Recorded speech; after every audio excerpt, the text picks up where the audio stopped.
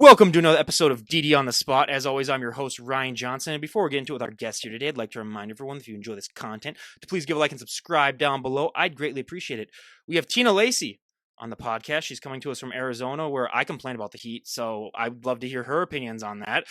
She's just on here to share her health and fitness journey and discuss all things health and fitness. I'm not even going to mention her age at the top part here because it's just going to embarrass me, where I'm just like, okay, she looks like that. So I'm going to wait for her to tell it to everyone because I don't want to spoil it for everyone. But first off, Tina, thank you so much for coming on.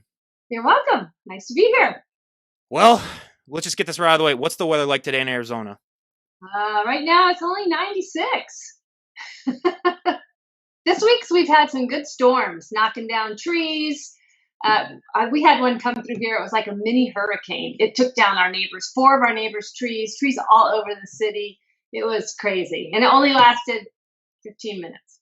The fact that she said only 96 goes to show just how horrible that place is during the summer. Then when only 96 here, I am not leaving the house at all. But I always think I have it bad, and then I'll have a guest on from like Arizona or Texas, and then it's nice to, humble myself a little bit, but I do the exact opposite once it gets to the winter time here. But before we depress everyone with the winter, why don't you just first off give us your backstory on what inspired and motivated you to get in shape and how that led to where you're at right now? Well, I've always been into fitness. I have 5 older siblings. 4 of them were brothers, and 3 of those 4 did all the sports, everything you can think of. And as a child, I ran track in the city competitions. And then junior high and high school, I ran track, did cheerleading, gymnastics, all that. And then college kind of fell off a little bit. We've all been there, trust me. Had way too much fun.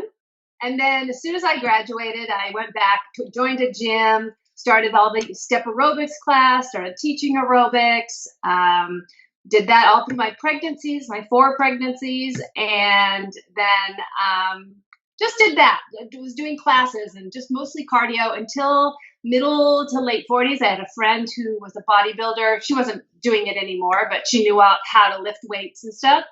So we would work out together. And we did that for about, I don't know how many, but until she got cancer. And then, so we kind of split ways after that. And then it wasn't until I went back to full-time teaching. I'm actually a retired teacher. One summer I decided I was just going to hire a trainer for just 2 days a week, just the summer break. And 6 years later, I'm still doing it. I go to him 4 days a week, plus I have a home gym as well. How did you balance the teaching schedule? Because God forbid, I could never get up that early. So more power to you just on that alone. And second of all, just like you are there for such an amount of time, how did you balance? Because a lot of friends that I have teachers, like, let's be honest, they tend to put on a little bit of weight once they first get started, just because they don't understand how they would have any free time to really do that, because it is such a demanding job. Yeah. Well, I hired a trainer, which sort of helps because you're paying for it. So you're going to be there. And, I never stop moving when you're teaching, which goes to show you that it's not all about just moving and keeping, exercise, because that's like, I'm exhausted. I was mentally and physically exhausted. I didn't even have to worry about getting in my 10,000 steps. They were just there. But I would have to make myself leave and go to the trainer and then go home. Yeah, it definitely is something you have to decide you want to do. And I'm glad I did. How has health and fitness evolved from when you first started in your 40s to now? Because I always tell this to even the competitors that I have on, that like every 2-3 years, it seems like it just reinvents itself. So I can't imagine the drastic changes that you've seen. Yeah, well, mostly I was doing cardio type stuff. You did the step aerobics and maybe throw in a little weight here and there, but mostly it was aerobics. And it was all about being skinny.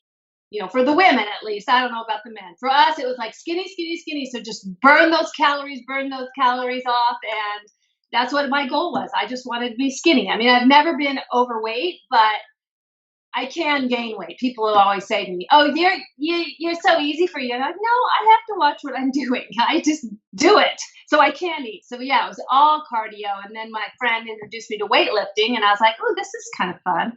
But then in the last 6 years, I really noticed how weightlifting completely changed your body. Like I was really dedicated this time. Last time it was just kind of like when we had time, we did it. But my whole body metabolism, my metabolism has changed. My body has changed. I went down in a dress size or pant size, whatever, without even really, I mean, I lost like 5 pounds, which is nothing. And it just completely changes your whole body. Yeah. And I feel so much better. Plus, I have a sister or had a sister who had osteopenia. So I knew that I was a candidate for that. And I thought, nope, don't want that. So I know that weightlifting helps your bones. So that's another reason why I wanted to get back into it. Yeah. Yeah, it's a different mindset that you really need to have, and a lot of people especially don't understand that you can get started at any age. I mean, I've had people who've gotten even started in their 50s and 60s. I mean, it's totally possible. But when you were getting started, is there one thing that you wish you knew back then that you knew now, or what is the one thing I should say that you wish the most that you knew before you got started? Before I got started with all fitness Yeah, or weightlifting, how yeah. important strength training is. And it doesn't even have to be weights. You could use bands. You could use, anything that gives resistance, body weight, just anything that you can do that's going to give resistance to your body. Oh, bands give some of the biggest pumps of all time. I don't Oh, care what anyone says. I mean, I I always used to use that when just for afterwards, just to just to see something. I mean, it's incredible the stuff that you can get there. But a lot of women do have that fear about weights. Did you have any fear about it, or was it one of those things where you just didn't discover it until later? Or what was your opinion on I, weights before you did I'm it? embarrassed. I don't know what I'm doing. So what am I? You walk into a gym and it's all these hulky men or just men in general. It was back then, and I was like, I don't know what I'm doing, and so I didn't know what to do. That's why it was nice when I met my friend said, let's go, lift weights, because she did know how, because she had been doing weightlifting and body competitions in her 20s and 30s. So she knew. And so that was a good help. But then, I did get kind of flaked out for a while. But yeah, it was hard. I raised 4 boys. I mean, had 4 kids. I drag them to the gym with me. They remember the nursery, and they enjoyed it. It wasn't like I was there for hours and hours, and I just made sure I made time to do it. So Well, how did you make time? Because I suffer from time management crises all the time. I'm a type B personality where it's not, it's just let's just go by the seat of our pants and see, how this takes us. So, how do you do that? Because I'm trying to take notes from every guest to try to learn stuff, because just how motivated and focused time wise you have to be to really be as in shape as you are, and just as in his lifestyle. Like, it's impressive, and I really just want to, if I can get 1% from every guest, really. I don't know. I just made sure I did it. I felt better.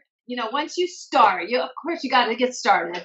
Once you start, like with the weightlifting, when I started, I was just gonna, do it for the summer, and then all of a sudden I started seeing muscles, and I was like, ooh, I like this. And then I like the way I feel, and so then I just kind of got addicted to it, and now, not bad addiction, I guess. And now I just don't feel good if I don't do it, and I just made time. My husband would watch the kids, or I just bring them with me. I made sure I could bring them with me, or did it when I could. I mean, the problem with me is that I can be a procrastinator at times. So you can't really procrastinate with this lifestyle. You really got to, have it down pat. But I love to talk genetics on this podcast because I'm just fascinated by the fact that, some people grow in different areas than other people, and just everyone's body's different. But when everyone first gets started working out, especially the weight training part of it, they always have that one muscle group that takes off really, really fast, and they have that one group that just drags behind. What was one area of your body that just really took off when you first started with the weights, and what's one area that you've just had to drag behind?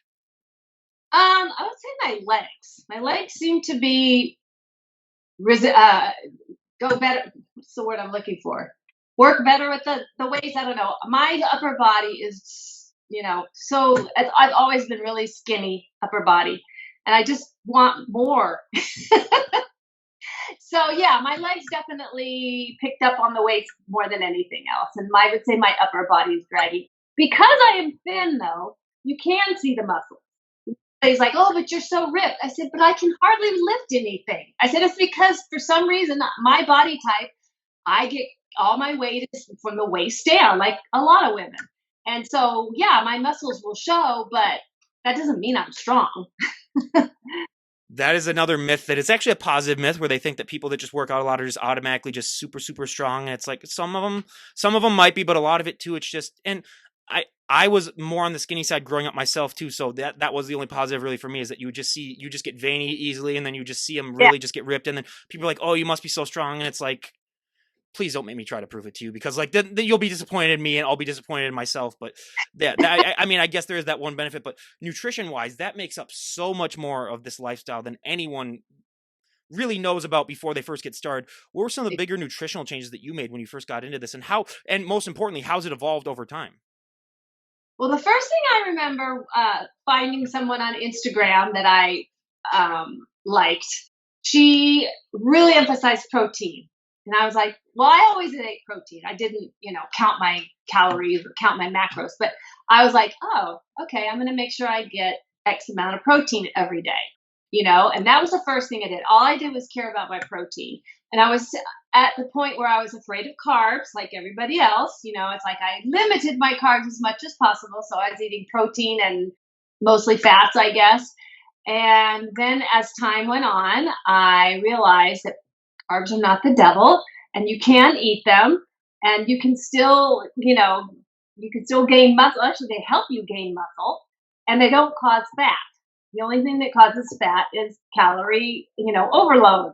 And so I just slowly started putting all of those things in, and also the other thing I can do is eat more, because I burn it more. Muscle, once you build your muscle, and then the muscle burns the fat, and it's amazing how much more I can eat. And I'm mad at that's the other thing I'm mad about. I kind of starved.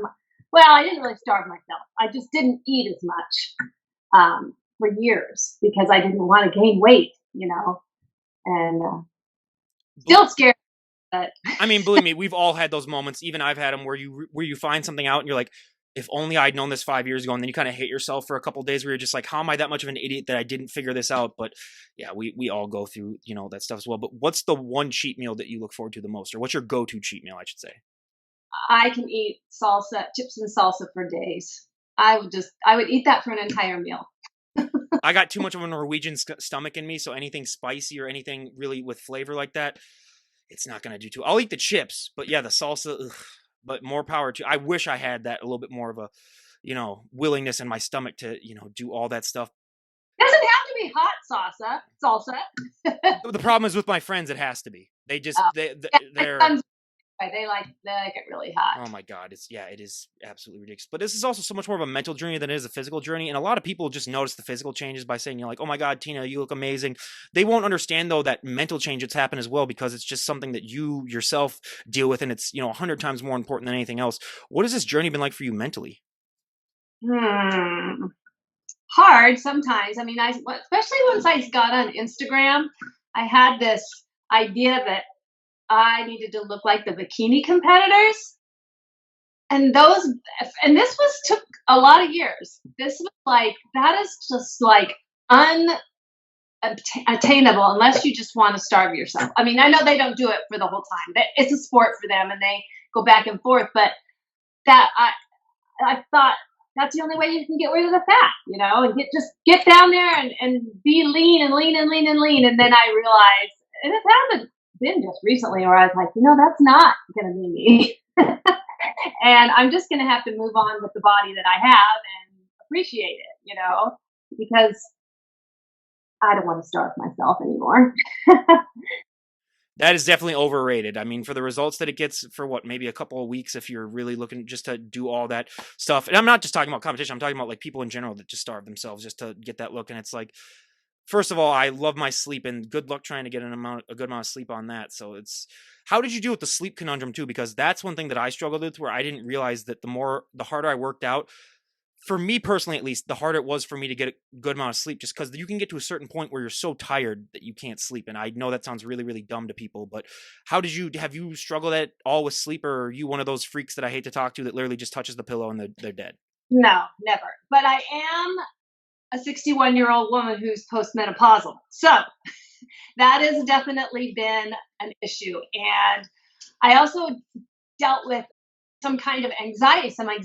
And the thing is that for me, when I I had no idea this was going to happen. Even with a sister who was 11 years older and a mother, nobody told me. Well, maybe they didn't have the same situations. But anyway, I really suffered with anxiety, and I would wake up in the middle of the night and I would have anxiety, but I couldn't tell you why. There was nothing I could, pinpoint. So I dealt with that for a long time. And then just recently, somebody told me about magnesium. So I started taking magnesium at night, and it's amazing. I still wake up in the middle of the night, but I'm not that I don't get that anxious feeling, and I just go back to sleep. And that's been the best. That's one of the best things I've learned from Instagram. Actually, somebody was talking about it, and I will never give up my magnesium now. So I think now I do get sleep just fine. I did have a hard time during when I was teaching though, because that was so stressful. I did not sleep well then, but I still managed to get some muscles. But I look back at some of the pictures of me, and I look so drawn. Oh my God, I can go back and look at some podcasts where my face, this has just dropped down even more than it already is. And like, you can tell if you look back the nights that I didn't get really that much sleep at all. And it's a test. I mean, I remember I had one day where I did 3 podcasts and I didn't get any sleep at all the night before. Like I literally just stayed up the whole night, and how I got through that, I'll never understand. And I look back at that, but yeah, sleep, everyone, you got to get that figured out. I think before really anything else, it's the most important thing. But we got to talk about cardio because I hate cardio more than life itself. What is your relationship like with cardio? Well, right now, the only cardio I do is I try to get 10,000 steps in. That's it. I don't do any other cardio. I'm gonna be honest. That's what I do, and that's only because I just hate cardio. But hey, more power to But you. yeah, that other stuff. Like I've done, I did a lot of elliptical. I would spend an hour on the elliptical, and I have an elliptical, but when I do it, I don't try to kill myself. I just do it to get my steps in, and I've been walking around the house because it's too hot to go outside. Exactly. That's the thing with the heat there. Where I remember I've talked to a few people from Arizona, and they basically just tell me, unless you walk at like 4 a.m., you really can't. No, You really can't get it in. or So yeah. that goes down. Yeah, exactly. Well, that's what I do. That's what I do here. I normally get about maybe 500 steps in up until about 8 o'clock, and then I'll go walk on. I'll get 10 to 15,000 steps and just walking for 2 hours or so, just on my own. I do that, 4 to 5 times a week. So that's how I get my steps in at least. But how has your training evolved as you've gotten older? Because I mean, I've talked to so many people that have done it for extreme amount of time, like you have, and how have you had to change things up because the body just doesn't stay the same as you age? Um, so far, I haven't. I mean, I've just only progressed. I haven't had like. Well, I take that back. I was doing squats and barbell squats on my back, and I was doing 145 pounds. And that next day, my shoulders were just killing me. Not my back, my shoulders. And so I realized I'm not doing that anymore. I don't have a strong enough, upper body for that. My legs can handle it. So now I do. My trainer got this cable squats. So I just put the cable belt around my waist, and I can do. I don't know what. I think I did 165. So I'm actually getting stronger, but it's just taking longer. I think. I don't just pop right in. That's the funniest thing. Like when I asked you what's one body part that took off and one that didn't, I would have thought you would have said upper body for sure was the thing that took off for you. So again, that's why I love asking that question, because it's always saying where I'm the exact opposite of you. Like I was the gym bro where anything upper body, back especially, but I'm 6'3" also. So legs is just, oh my God, it's a nightmare. So calves don't even get me started. The most genetic body part out there. You can, I could inject pure muscle into my calves and they're not even gonna, gain it out. So it's just never ending. But you are 61. You already had mentioned it. I wasn't going to admit it until you admitted it. I'm proud. Oh, exactly. Well, are you kidding me? If I look like that, that would be the first thing I'd say to people. I'd just be like, I'm 61. My name's Tina. That's the first thing I would say. But what are some of the reactions that because honestly, like I would have thought you were like in your 40s, basically like mid to late 40s right there. So what are some of the reactions that you get from people when they do eventually find out your age? Well, everybody pretty much knows me but on Instagram, I get comments all the time. No way you're 61, la, la, la, la, all the time. But the people, I guess I haven't really met a whole lot of new people lately. So, or when I do meet them, it's a situation where they know I'm 61 because it's a wedding with my sons, or you know, they can tell because I've got grandkids with me. So, but yeah, I've had plenty of people, and it's funny because I don't feel like I look old or not old until I see other people my age. And then like we'll go, Steve and I, my husband, will go somewhere and we'll be around all people our age, and we're both just like, oh, I guess we are in pretty good shape. But I don't know. I don't know why. That's the same thing that happens to me where I am not in the best shape that I've been in. I have put on a little bit of weight, but still when I go out to like anything where there's a lot of people around, I always just look around. I'm like, yeah, I feel pretty content now. Like I feel pretty good about myself. It's always, especially that. So yeah, that's definitely a huge part in of itself. But please tell me that you've motivated your sons or your kids at least to get in shape. Because if I had a mom that looked like you, I would be so embarrassed if I wasn't in the best shape. Because I'd be like, okay, this is like you would almost have to force me to, because like there's no way I'm gonna get upstaged by my mom. So like let's be honest here. Well, first of all, they're all thin naturally. Yeah, every one of them. They took after their dad in that. Well, I guess I'm thin too, but their dad, my husband, did not gain any weight until he was in his 40s. So then he started gaining weight. So that's at this point, that's the way they are. Uh, I have a feeling my oldest, he's never going to have a problem. As a matter of fact, the poor kid, if he happens to see this, he wants to gain weight. He's so skinny, like really skinny. He takes after my dad, so he would love to gain weight. Then the next one, he's in good shape. He works out. He likes to play ultimate frisbee. He's on league teams, and he was actually a professional for a couple of years. And then yeah, so they're all in good shape. They all do some kind of working out, but they don't have a weight problem at all. They can eat. This is a controversial opinion of mine, and I'm just gonna state it. If you're skinny and you want to gain some weight, I honestly don't see how how you would ever have a problem with that the way that food is today. Well, that he wants to eat healthy. Okay, yeah, I was gonna say, yeah, just go to McDonald's for a couple of weeks, dude. So it's funny when he was younger and lived with us, still at like his teen years. Sometimes we'd go out to dinner, and he would throw up when he got home because he ate so much. He couldn't keep it. He must just have a small stomach. But he tried, man. He took the creatine. He was lifting the weights. He was eating, and like you said, he wants to eat healthy. He doesn't want to go out and eat McDonald's. And so probably if he did that, he could. But he wants to be a healthy weight. And yeah, Meanwhile, I saw Joey Chestnut 2 weekends ago. He was in close to where I live, and he was doing a barbecue eating contest. And I don't understand how you can go from an extreme like your son, who might eat too much and throw up, to Joey Chestnut, who literally just, I don't know how many ribs he had. It was like how a human can do that and just not die is the most impressive thing. But yeah, it's just shows how diverse we are genetically as human beings. But I mean, you must get a lot of attention though too, just because, like you said, a lot of people your age don't look like that. How do you deal with that? Because I sort of like to compare it to being sort of a mini celebrity, just because when people see something that's not the normal, it's just human nature to kind of be drawn to it a little bit more. Do you feel like you get a little bit more attention, or how do you deal with that? no, No? I don't get any attention. Not in public. Instagram, but Yeah. Instagram has its own, you know, personality. You don't have to tell me. Trust me. When we're done recording, I can share some stories. I wish I would have known. That's one of the things I wish I would have known before I started this, is just what some things would say to you on Instagram. Good God. Yeah, yeah. So that I just ignore. But I like. I mean, I'll take any compliments, right? Y'all will. But the ones from the women mean more to me than the ones from the men.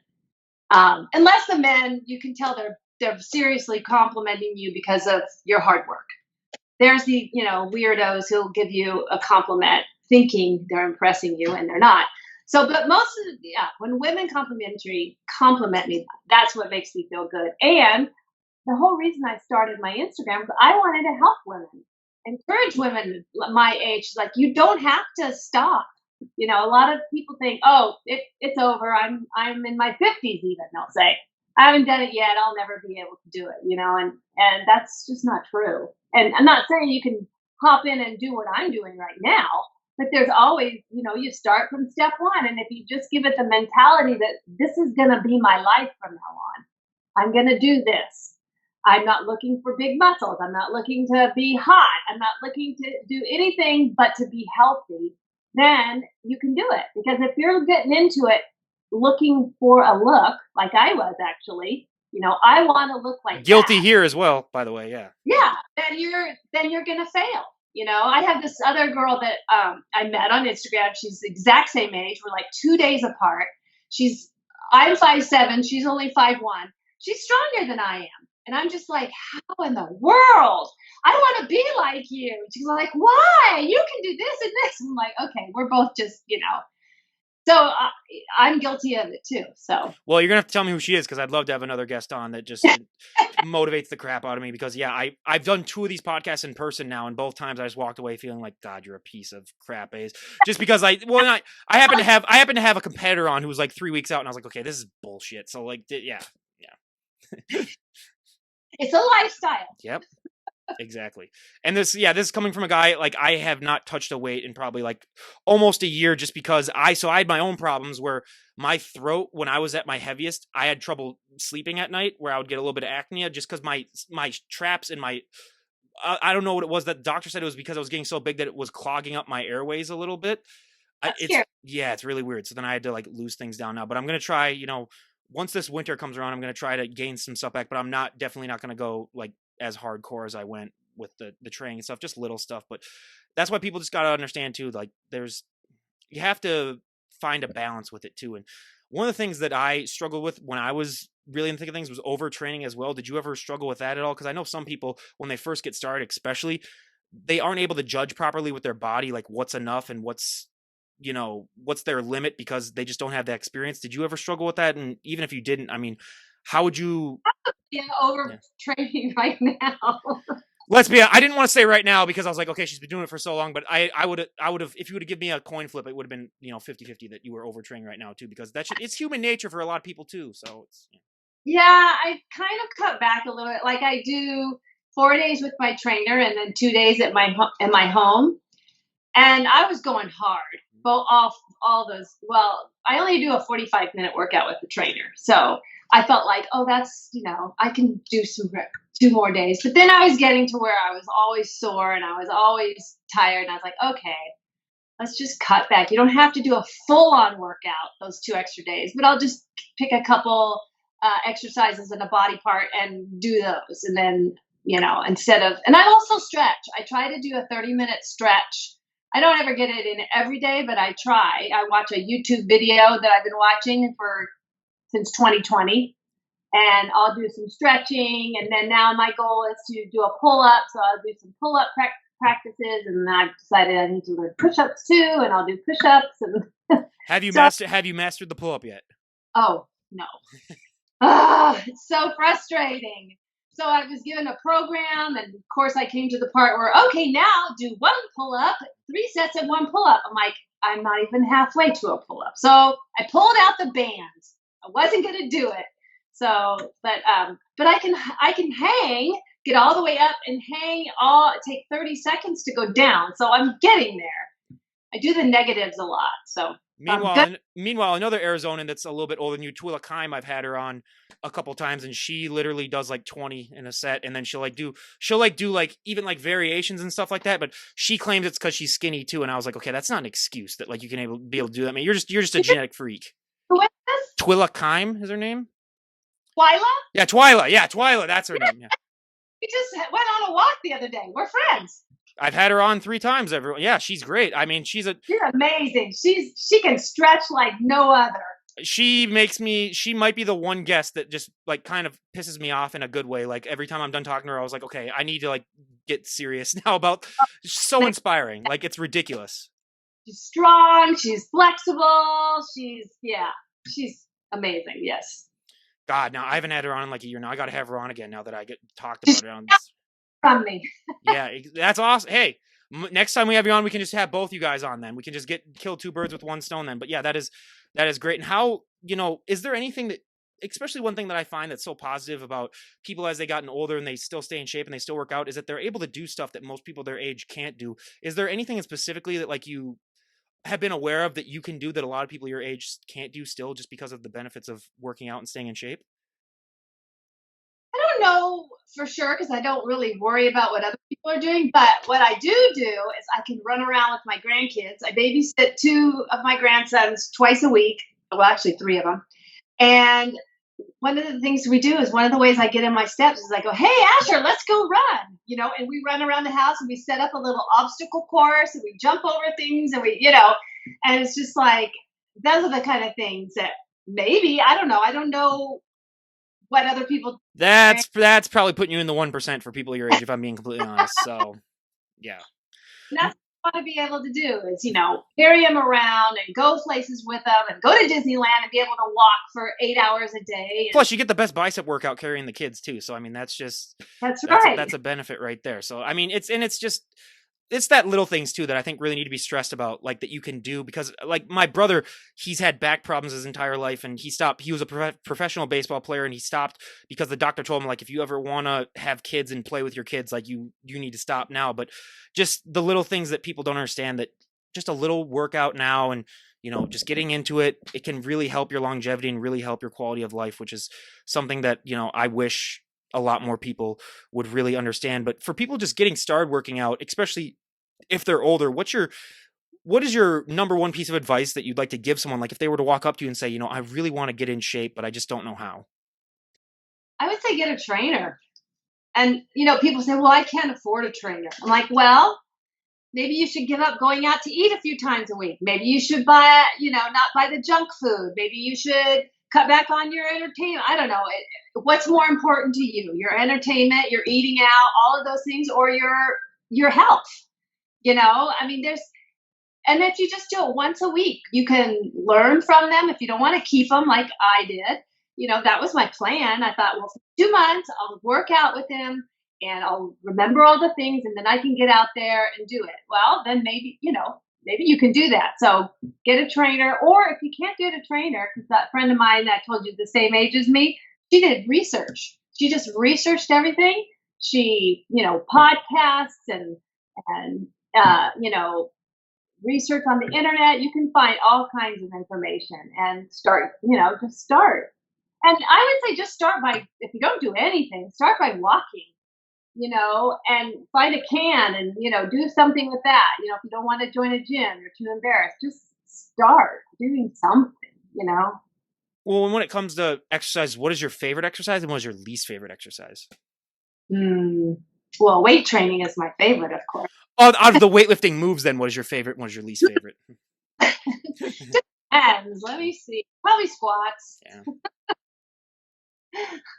Or any of the glute exercises. Yes. I have a love-hate relationship with those. Yeah. I hate them, but they're necessary. What is your favorite?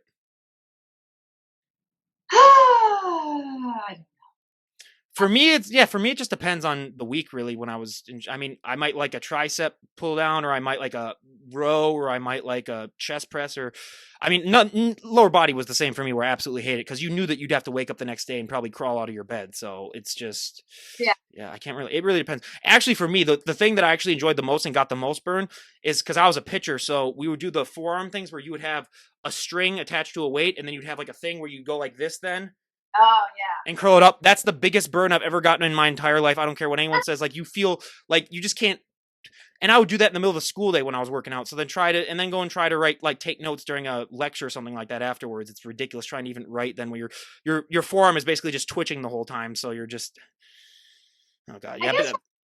I like doing shoulder exercises because I'm really trying to build I want that little round cap. Yeah, that was the goal for me too. And yeah, anytime I have a guest on that has that, I always ask a question aside. I always tell them, just because I know a lot of guests are listening to or trying to develop. I was like, what the heck do you do for your shoulders? Because good God. So I saved that question there, and I'm trying to like make a compilation of what they say and then just release it to the masses and be like, I've had some of the best guests on the planet. Here's their advice. Everyone go for it. But yeah, because that's, especially for women, I feel that's the one of the areas that is most prevalent that they want to, really engage in. But when it comes to just your journey in general, do you have any goals when it comes to working out or any? Do you have any goals set, or are you just trying to Keep moving, just?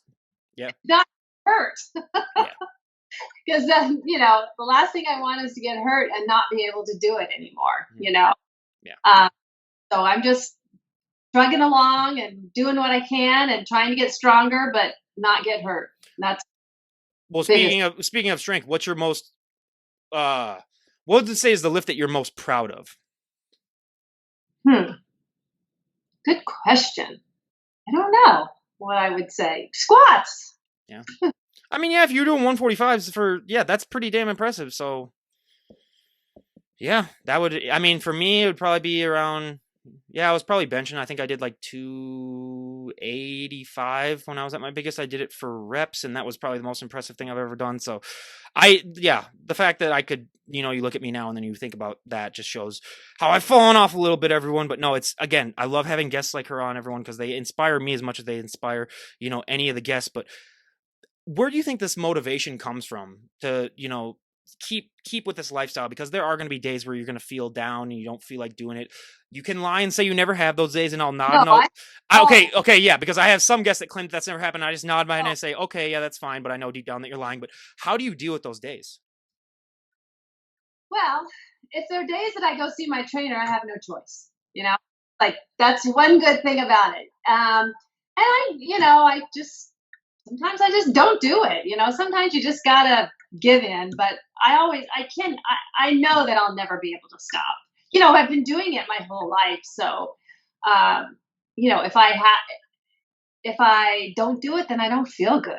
If I go on vacation, I don't usually work out on vacation. I know people who do. I mean, I've done it before, and I'll walk. That's what my husband and I usually just at least try to get in a walk, but I rarely lift weights. But then I'm ready to do it when I come back. And I have to tell myself, and I do have to tell myself, you're not going to lose anything while you're gone. You can take a week off. It's okay. And so yeah, I just do it because it's kind of just part of what I do, now. Well, and that's the mental willpower as well that is just so impressive to me that people are able to, because yeah, I struggle with that as well. If I was even off if I only worked out, let's say 4 times a week as opposed to 5 because I got sick or something else happened, like it would impact me a lot, and I would just stress out about it. And then you finally realize that, like, hey, there's nothing you can do about it, and you just gotta sort of go with the flow, which is a lesson that I think a lot of people, struggle with at first, but it's something that's, more learned over time. But if there was, one thing that you could change about the health and fitness industry and everyone would go along with it, what would be one thing that you'd like to see changed? Good question. I don't know. I would like people to quit lying on Instagram about.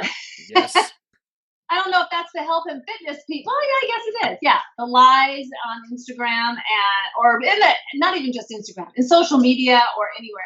The lies like get quick, get thin quick, or this is going to give you 10 times more muscle, or you can do this in 20 days. All of that stuff, and then also the people who are supposed to be the experts who fake things.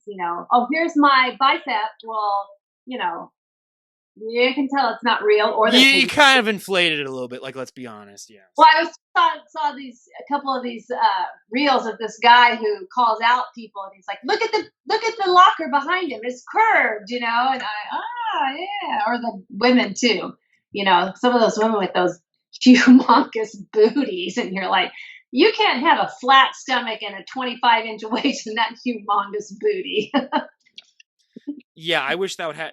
And the biggest one for me is the people that just like say like, "Hey, you can look just like me if you follow my program." It's like, let's be No, honest. Let's be honest. You do PEDs. You don't have to admit to doing PEDs, but just like don't say that you can look just like that person then, because it's just not going to happen. And then so many people fall for it, and then they might see a little results, but they don't see the results they're promised, and then it's just like you're just scamming people. So just be honest and tell people like, "Hey, you will look like a better version of yourself, but you're not going to look like someone who's on stage competing at their best." It's like, no, it's not going to happen. yeah. Yeah, that's my biggest pet peeve there. And as you've what are your goals like for when we have you on in a year? Because I'd love to talk to you in a year. What do you, like you said, you were trying to like get a pull up, do push ups. Do you have any other goals that you're working on that you would like to have achieved in a year when we have you back on? Those Yeah. big shoulders. That too. Yeah, we'll see. Well, he just work out with Twyla, and geez, good God, I mean, that's I just be following her constantly. Good. I know this is your podcast about you, but like I'm gonna have to send her some clips of this when we talked about her and just be like, this is ridiculous. So she puts a lot of people to shame, and it really, and me especially. So, but good She for her. does. She's amazing. We had a nice little talk when we went on. What's funny is we've been following each other at least since 2020, if not since before then, like 2019. And we live 10 minutes away from each other. And it took us 6 years, or not 6 years, it took us 3 years to actually meet up.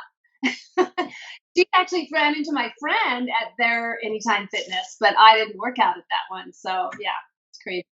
I mean, that's how I literally got. So my second live in person guest was a guest that lives 5 minutes away from me, and I didn't know until I had them on a second time, or after I had them on the first time. Then I was like, okay, we got to do it live in person then, because if you live that close, so yeah, it is crazy.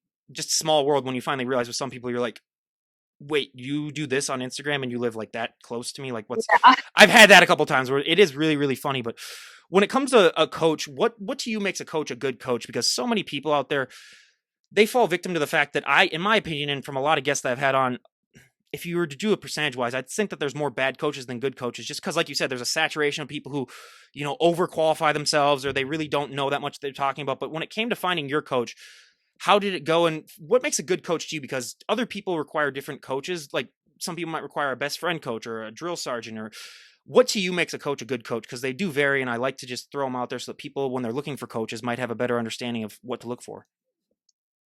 Well, I found him. He was at my gym, and we kind of got to know each other from that because I'd be on the elliptical all day, and he came over to me and said, "Hey, why don't you let me do some weights with you?" And I was like, "Ah," but then I finally did. But what I like about him, he's not a nutrition, like he doesn't have the nutrition side because he actually was a PT helper, whatever you call it, tech, he helped him with PT. So that's really good because I've had issues where he's been able to help me with, sore shoulder or, pinched back or whatever. That's been really good. And also he's just very encouraging and positive. He pushes me, but yet he's encouraging. Even like today, I was like, "Oh, I can't do this." Just you can't. Come on, and get you going. And I think you have to have a good rapport for sure. If you don't get along, then don't even. You got to meet them, find out if you're gonna gel, and if you are, then that's great. If not, move on. Don't feel bad. How do you deal with the aches and pains? Do you get a lot of massages, or what do you do to ease all the tension? I actually have a one of those red infrared lights, and I was when my shoulders were really bothering me. We used that, and that was good. I do a lot of stretching, and I do rolling, foam rolling, and stuff like that. So before we wrap things up, I'm going to give you a tiny backstory of why. So the Presidential Physical Fitness Award, I didn't get as a kid only because of that one stupid thing where the last guest that I talked to about this didn't know what this was. So I don't know if this is just a regional thing to me, but they would do that thing where they would put that thing in front of you and then you would stretch out like this and try to push it as far as, see, she knows what that is. Okay. So the other guest, I don't know where they were from. They just didn't do that. I am so unflexible that I was presidential in every other thing, the pull-ups, the whatever the hell, the shuttle run that they had you do.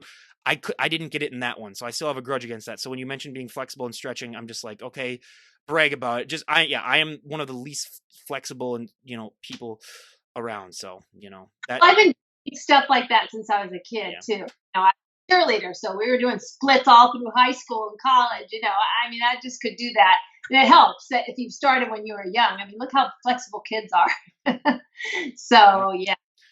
Absolutely. Well, and I mean, again, Tina, I cannot thank you enough for coming on and sharing your journey with us. It was an absolute delight to talk to you, and just how inspiring you are on Instagram. Everyone go and give her a follow, leave a link down below to her Instagram page, and you will get really inspired. And it's just so great to have you on and share your journey. And especially just because I have so many competitors on, I always like to mix things up every once in a while and have someone that doesn't compete just to show to people that, like, hey, you can be in shape and not have it be just for a competition. Because a lot of people just assume that, like, oh, it has to be for something if you look like that. Like, you have to, it's like, no, there's plenty of people that just do it just because they like it and they don't want to step on a stage. It's totally normal.